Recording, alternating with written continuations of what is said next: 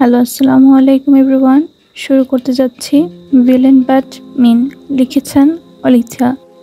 সেপ্টেম্বরের শেষ প্রান্তে দাঁড়িয়ে লন্ডনের সকাল ছিল নিঃশব্দ কিন্তু ভারী।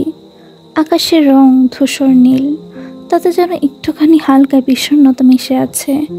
কাছে জমে আছে শিশিরের রেখার মতো। বাতাসে ছিল ছেঁকে পড়া শীতলতা, চোখে দেখা যায় না, তবুও ত্বকে ছুঁয়ে যায় নিভৃত অভিমানের মতো। গাছের পাতাগুলো এক এক রঙে বদলাচ্ছে, হলুদ, কমলা, মরচি রঙে মিশে যাচ্ছে পায়ের নিচে চাপা পড়া খুসখুসে শব্দে। টেমসের ধার ঘেঁষে হেঁটে যাওয়া মানুষগুলো যেন প্রত্যেকের নিজস্ব নীরবতায় মোরা একটি গল্প। রাস্তার পাশে ক্যাফেগুলোর জানালায় কুয়াশা নয়, বরং জমে থাকা নৈশব্দের রেখা। ভিতরে কেউ একজন বসে আছে, হয়তো নিজেকেই পড়ছে চোখের পাতা উল্টে। ঘরের বাতাস ভরে আছে এক কোমল নিস্তব্ধতায়। হালকা রোদের কিরণ দেওয়ালের কোণে ছড়িয়ে পড়েছে স্বপ্নময় ছায়া হয়ে। আইমিনের মুখে পড়ে সূর্যের সোনালি আলোর স্পর্শ।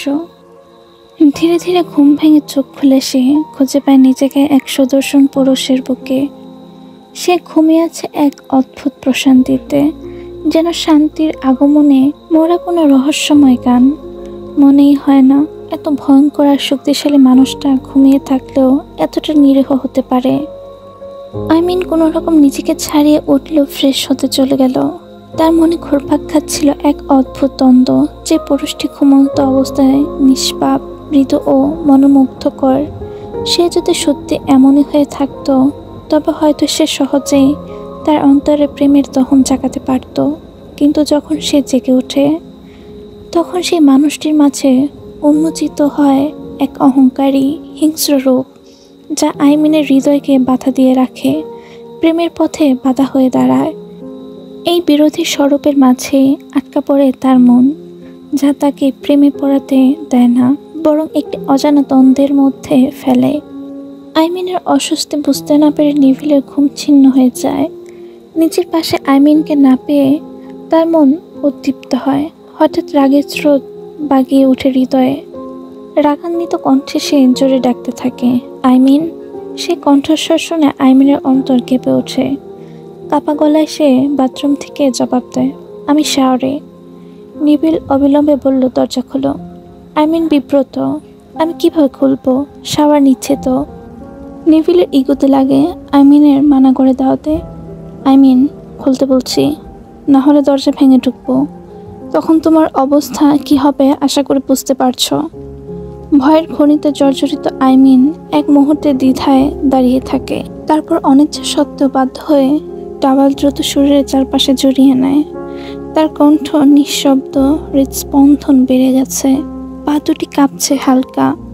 কিন্তু শেষ পর্যন্ত সে দরজাটি খুলে দেয়। নেভিল কোনো শব্দ না করেই প্রবল পদক্ষেপে ভেতরে ঢুকে আসে, একটানে দরজাটি বন্ধ করে ফেলে পেছনে। তার চোখে তখন ক্ষিপ্ত আগুন, মুখে ছিল শীতল কিন্তু কঠিন অভিব্যক্তি। কোনো পূর্ব প্রস্তুতি ছাড়াই আইমিনকে নিজের বুকে চেপে ধরে সে চাপা গলায় বলে ওঠে, আমার অনুমতি ছাড়া তুমি উঠলে কেন? শহরে যাওয়ারই সাহস কি করে হলো তোমার আমার অনুমতি ব্যতীত? তার কণ্ঠ ছিল তীক্ষ্ণ, যেন আইমিনের নড়াচড়ার স্বাধীনতাও তার অধিকারে বাধা। আইমিন থমকে দাঁড়িয়ে যায়, কিছু বলার সাহস খুঁজে পায় না। তর্ক করলে পরিস্থিতি আরও খারাপ হবে। এই মানুষটা তার আগে নিজের সীমা ভুলে যেতে পারে। তাই আইমিন তার ভয়কে চেপে রেখে চোখ নামিয়ে বুদ্ধি এঁটে বলল, আসলে আমি আপনাকে সারপ্রাইজ দিতে চেয়েছিলাম। বিয়ের পর প্রথম সকাল, ভেবেছিলাম নিজের হাতে আপনাকে কিছু রান্না করে খাওয়াবো।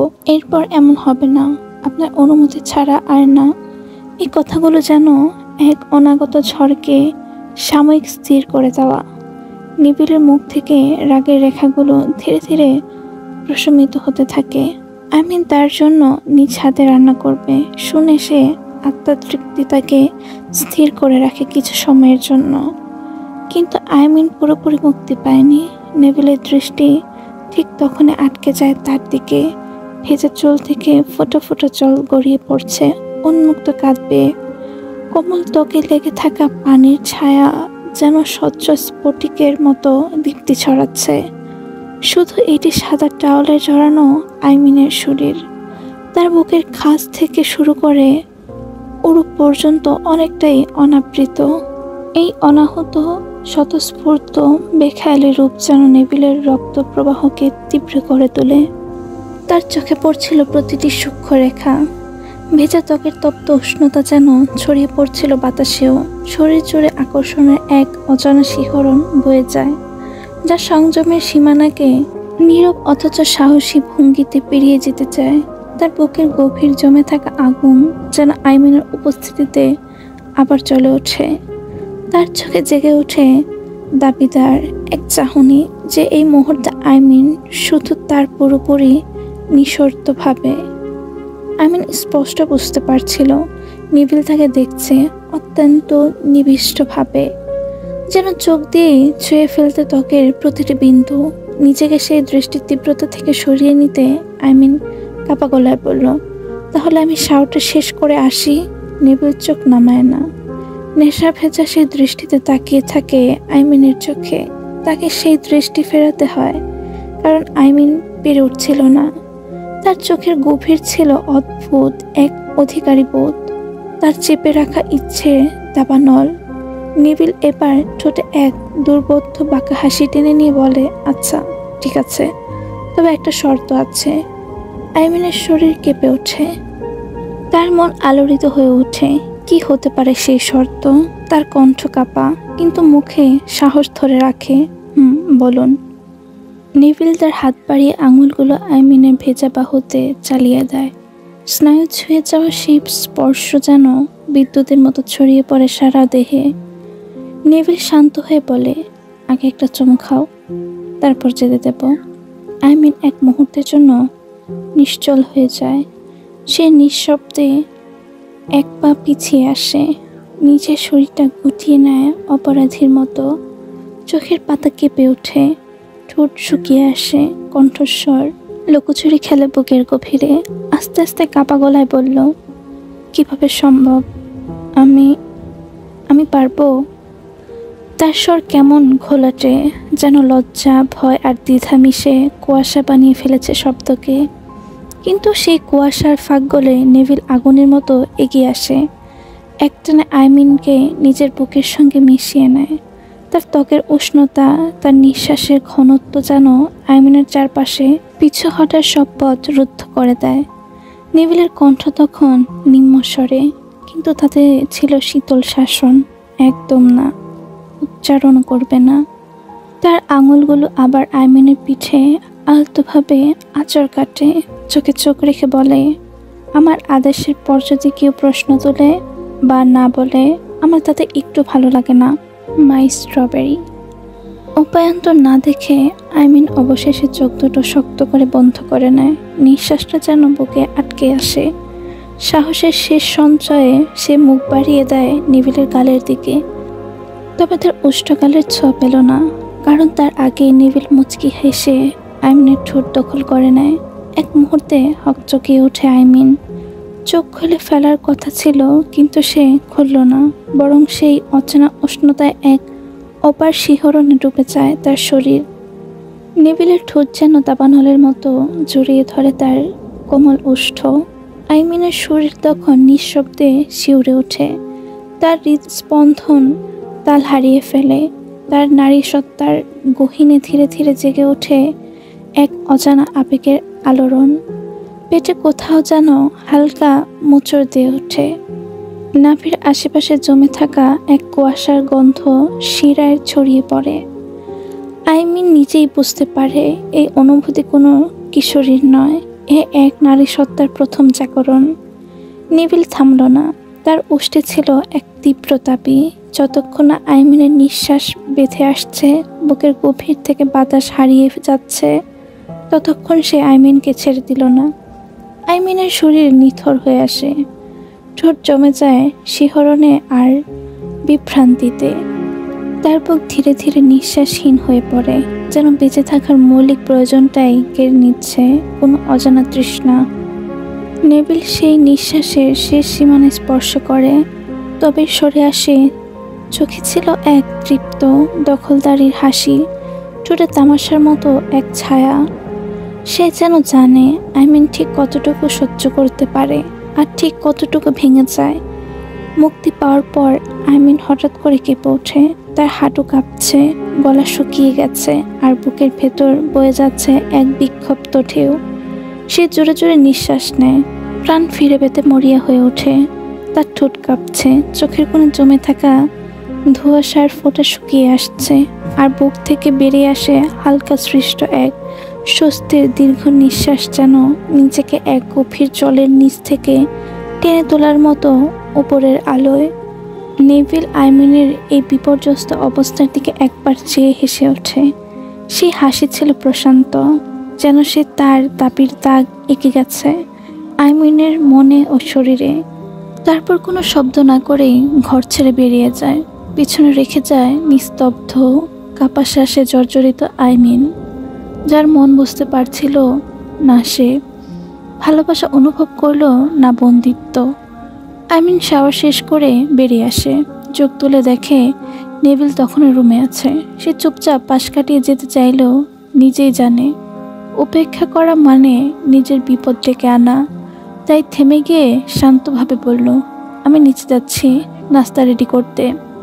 নেভিল তখন হাতের ফোনটা নামিয়ে রেখে বলল, ঠিক আছে যাও, তবে আজ প্রথম আর শেষবার। যেহেতু তুমি চেয়েছো বিয়ের পরে প্রথম সকাল আমার জন্য কিছু তৈরি করতে, তাই না করছি না। কিন্তু এরপর থেকে রান্নাঘরে তোমার কোনো কাজ নেই। বাসার যথেষ্ট লোক আছে, তুমি শুধু পড়াশোনা করবে আর আমি যা বলবো তাই হবে, ঠিক আছে? আইমিন সম্মতি জানায়। তাছাড়া উপায়ও ছিল না তার। চোখ নামিয়ে নিচে চলে যায় চুপচাপ। নিচে পেছন থেকে সবাই বেশ ঘরোয়া পরিবেশে উপস্থিত। কেউ সোফায়, কেউ টেবিলে, হালকা কথাবার্তা আর সকালে আমেজে ভরা চারদিক। হঠাৎই নাওভা তাকে দেখে দৌড়ে আসে, চোখে মুখে চেনা দুষ্টামির ছাপ। এক লাফে আইমিনকে জড়িয়ে ধরে বলে, ভাবি তাহলে এসেছ? আমার শয়তান ভাই শেষমেশ তোমাকে ছেড়ে দিয়েছে নাকি? আইমিন এক মুহূর্তে থমকে যায়, মুখে চাপা হাসি, কিন্তু ভেতরে ধরা পড়া চাপ। সবকিছু স্বাভাবিক দেখানোর চেষ্টা করে বলল, এখন বলো কি খাবে, আমি রান্না করব। নাও ভাই এবার অবাক হয়ে সরে এসে বলে, তুমি কেন রান্না করবে ভাবি? এই বাসায় লোকের তো অভাব নেই, আর চাচিমা আম্মু সবাই তো রান্নাঘরেই আছে এখন। এমন সময় নাহেল আর্লেন পাশে এসে বললেন, মা তুমি রান্না করবে কেন? তোমাকে আবার কাজ করতে নেভিল বলেনি তো? আইমিন একটু চমকে উঠল, তবে নিজেকে সামলে দ্রুত বলে উঠল, না না, নেভিল বলেনি। আসলে আমি নিচে আসতে পেরেছি এই অজুহাতে, তাই না করবেন না প্লিজ। তার কণ্ঠে ছিল এক ধরনের অনুনয়। আইমিনের কণ্ঠে লুকিয়ে থাকা ইঙ্গিত বুঝে ফেললেন তারা। নাইমা আর্লেন আর নাহেল আর্লেন আর কিছু বললেন না, শুধু চোখ নামিয়ে আলতো মাথা নাড়ালেন সম্মতের ভঙ্গিতে। রান্নাঘর থেকে আইমিন প্রথমে ফ্রেশ জুস বানিয়ে নেয়, তারপর নাইমার কাছ থেকে জেনে নেয় নেভিলের পছন্দের নাস্তা। তার পছন্দ অনুযায়ী প্রতিটি জিনিস পরিপাটি করে বানাতে শুরু করে আইমিন। ইতিমধ্যে নেভিল ফ্রেশ হয়ে নিচে নেমে আসে। সে ড্রয়িং রুমের পাশে বসে তার বাবার চাচার সঙ্গে কথাবার্তায় যোগ দেয়। হঠাৎ চোখ পড়ে রান্নাঘরের দিকে। আইমিন মনোযোগ দিয়ে রান্নায় ব্যস্ত, চোখ মুখে একটানা মনোযোগের ছাপ। নেভিল আইমিনকে লক্ষ্য করে বলে ওঠে, কাজ সাবধানে করবে কিন্তু, একটু যেন কিছু না হয়ে যায় তোমার। তারপর মায়ের দিকে মুখ ঘুরিয়ে আবারও চোখ দেয়। মা আইমিন যেন বেশি কাজ না করে, একটু খেয়াল রেখো। এই কথাগুলো এতটাই স্বাভাবিক ও অনায়াসে বেরিয়ে আসে নেভিলের মুখ থেকে, যেন এটা প্রতিদিনের চিত্র। কিন্তু সবাই স্তব্ধ হয়ে যায়। নাইমা আর্লেন অবাক হয়ে তাকিয়ে থাকেন। নাহেল আর্লেন আর চাচাও মুখ চাওয়াচাই করে হালকা হেসে ফেলেন। আইমিন তো লজ্জায় একেবারে গলে যায়। তার ইচ্ছে করে এই মুহূর্তে মাটির তলায় ডুবে যেতে। নাইমের মুখে এক চাপা হাসি আর সৎ বাবার চোখে মজা আর বিস্ময়ের মিশেল। নেভিল অবশ্য এসব দেখেও নির্লিপ্ত। সে ঠিক যেমন ছিল তেমনই থেকেছে।